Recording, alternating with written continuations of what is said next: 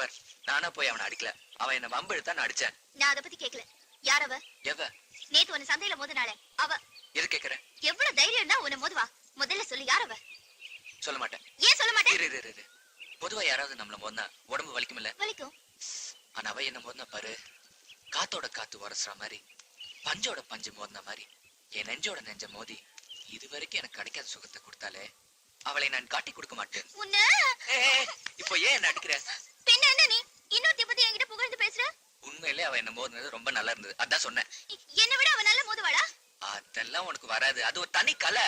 பாக்கலாமா? வராதுன்னு சொல்றேன்ல.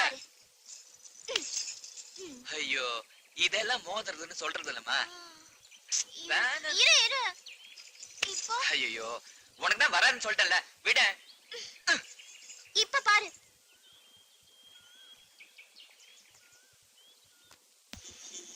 விநாயகனே வினை தீர்ப்பவனே யானை முகத்தோனே அப்பனே விநாயகா. நல்ல சிறப்பாச்சே.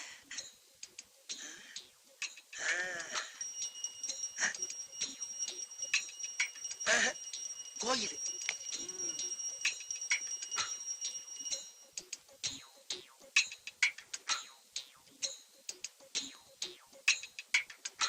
கும்பிடுங்க தம்பி.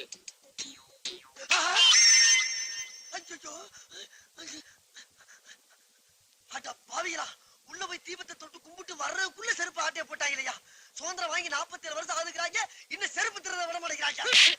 தாத்தா, ஏண்டா சுதந்திரம் வாங்குறதுக்கு முன்னாலே செருப்பு காணாம போறியா?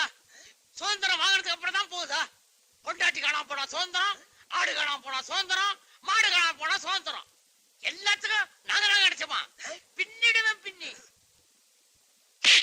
தாத்தா, முதல்ல இங்க அடிச்சா ரைட்டு, மறுபடியும் இந்த காலத்துல அடிக்கிற. நமக்கு சுதந்திரம் கிடைச்சு 49 வருஷம் ஆகுது.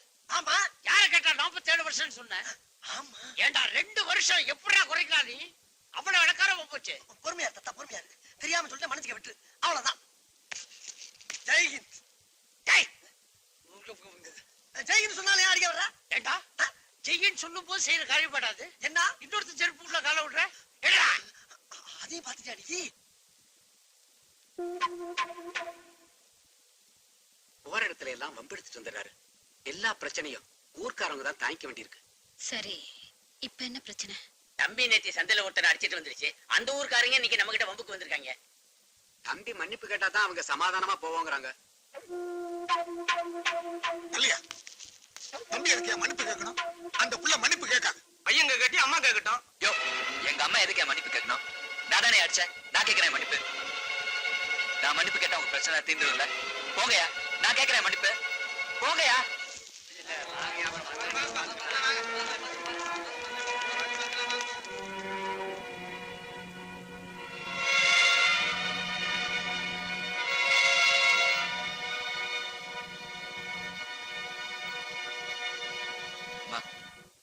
எந்திரிமா. அம்மா, நான் யாரையும் அடவடித்தனமா அடிச்சதில்ல. அன்னைக்கு ஒருத்தன் பொண்டாட்டிக்கு துரோகம் பண்ணான்னு அடிச்சேன். இன்னைக்கு ஒருத்தன் பொண்ணு கையை பிடிச்சிருந்தான்னு அடிச்சேன். ஆனா ஊருக்கார தப்பா தெரியுது. இனிமே நான் யாரையும் அடிக்க மாட்டேன், சத்தியமா அடிக்க மாட்டேன். அப்படி நான் அடிச்சேன்னு யாராவது சொன்னாக்க என்ன இந்த வீட்டுக்குள்ளேயே சேர்க்காத. எந்திரிமா. இத பாரு, இனிமே உனக்கு ஒரு பொண்ணு இல்ல, 2 பொண்ணுன்னு நினைச்சுக்க.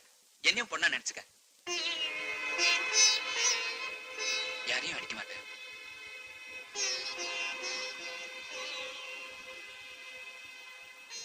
நீ அடிச்சது கூட கவலைப்படலம்மா. மன்னிப்பு கேட்டியாதான் வருத்தமா இருந்தது. நான் அடிச்சது தப்புன்னு மன்னிப்பு கேட்கலாமா? உன்னை வீதியில கூப்பிட்டு 4 பேர் பேச ஆரம்பிச்சிட்டாங்க, அதனாலதான் மன்னிப்பு கேட்டேன். உனக்கு ஒரு அவமானம்னா நான் உயிரே விட்டுருவேம்மா. எதுக்கு அடிக்கணும்? அப்புறம் மன்னிப்பு கேட்கணும்? இல்லம்மா, இனிமே நான் யாரையும் அடிக்க மாட்டேன்.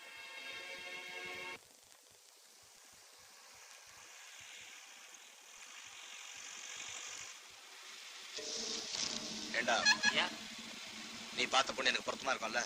ரொம்ப பொருத்தமா இருக்கும் ஐயா, மகாலட்சுமி மாதிரி. மகாலட்சுமி எங்கடா பார்த்த? சினிமால தாங்க. பொருத்தமா இருந்தா ஆத்தங்கிற ஓரத்துல 2 ஏக்கர் நிலம். இல்லைன்னா ஆத்துல தான் போவேன். போனோமா? ஐயோ, ரொம்ப பொருத்தமா இருக்கு ஐயா. அப்ப வண்டியை வேகமா ஓட்டு.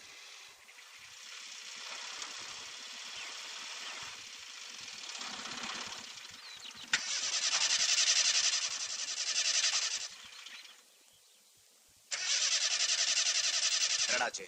பேட்டரி வீக் ஆயிடுச்சு போல இருக்கியா? அத காலையிலே பார்க்க வேண்டியதானே? இறங்கி தள்ளா சரியா போயிடுங்க.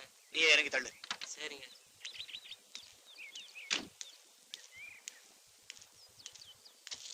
தாவணி நல்லா இருக்குடி.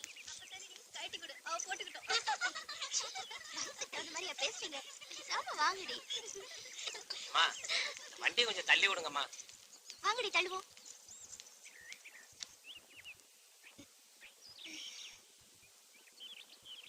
வண்டி எந்த ஊரு? மேலப்பட்டி. எங்க போகுது? எங்க முதலாளிக்கு பொண்ணு பார்க்க பொண்ணு பாக்கவா? எங்க உங்க முதலாளி? வண்டிக்குள்ள இருக்காரு. வண்டிக்குள்ள இருக்காரா? எங்க அந்த மூஞ்ச கொஞ்சம் காட்ட சொல்லுங்க.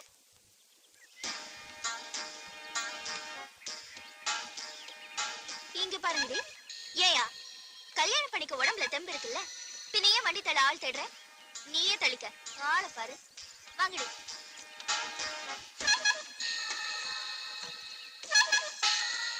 டேய், இவளாடா நீ பார்த்த பொண்ணு? இல்லைங்க.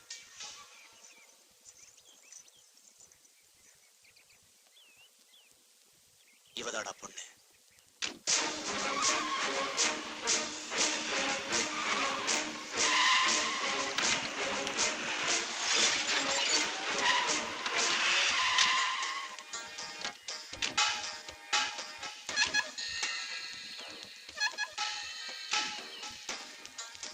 ஏண்டா அண்ணா.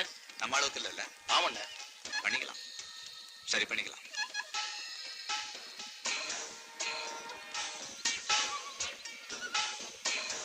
என்ன கதிர்வேலு, மேலப்பட்டி ராமசாமியோட பையன் தட்டு தாம்பழத்தோட உன் வீட்டுக்குள்ள போறாரு? மேலப்பட்டி ராமசாமி பையனா? ஐயா வணக்கம். வாங்க.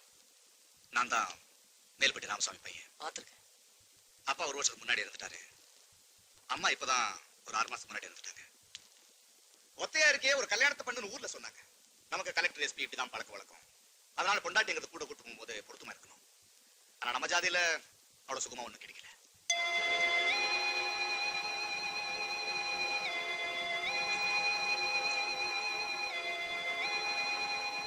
உங்க பொண்ணு பார்த்தேன், ரொம்ப நல்லா இருந்துச்சு. எனக்கு அழகுதான் முக்கியம், குணத்தை பத்தி கவலை இல்லை. அதை நான் மாத்திப்பேன். வசதியா இருக்கேங்கிறதுக்காக கல்யாணத்தை கொண்டு போய் எங்க ஊர்ல வச்சுக்க மாட்டேன். இங்கதான் நடக்கும். உங்க கையால தான் கணிக்காதானோ. நீங்க சீரொன்னும் செய்ய தேவையில்லை. வேற எது இருந்தாலும் நான் தீர்த்துருவேன். மொத்தத்துல உங்க பொண்ணை நான் கல்யாணம் பண்ணிக்கணும். நான் இவ்வளவு பேசிக்கிட்டு இருக்கேன், நீங்க பேசாம இருக்கீங்க. யோசிச்சுட்டு இதுல யோசிக்கிறதுக்கு என்ன இருக்கு? கல்யாணத்தை எப்போ வச்சுக்கலாம்னு யோசிச்சுட்டு இருக்கேன்.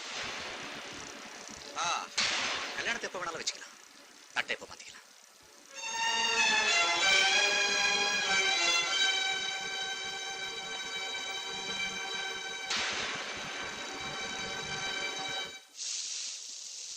என்ன நினைச்சிட்டு இருக்காரு அப்பா? அவர் சொன்னதெல்லாம் கேட்பேங்கிறதுக்காக அவர் காத்தவரை கட்டிக்குவேன் நினைச்சிட்டு இருக்காரா? என்ன ஒரு வார்த்தை கேட்க வேணாம்? கேட்டா அத்தானை தான் கட்டிக்குவேன். சுயமா சம்பாதிக்காம அப்ப சொத்தை அழிச்சுக்கிட்டு ஊர்ல சண்டை போட்டு மன்னிப்பு கேட்டு குடும்ப கௌரவத்தை கெடுத்துட்டு இருக்க ஒருத்தனுக்கு உன்னை நான் எப்படி கொடுப்பேன்? நீ நினைக்கிற மாதிரி அவர் ஒன்னும் பொறுப்பு இல்லாதவர் இல்ல. அவனுக்கு பொறுப்பு இருக்கோ இல்லையோ, உன் கல்யாண விஷயத்துல எனக்கு பொறுப்பு இருக்கு. நான் எடுத்த முடிவு எடுத்ததான். என்னைக்கு சொல்றனோ அன்னைக்கு கழுத்து நீட்டினா போதும்.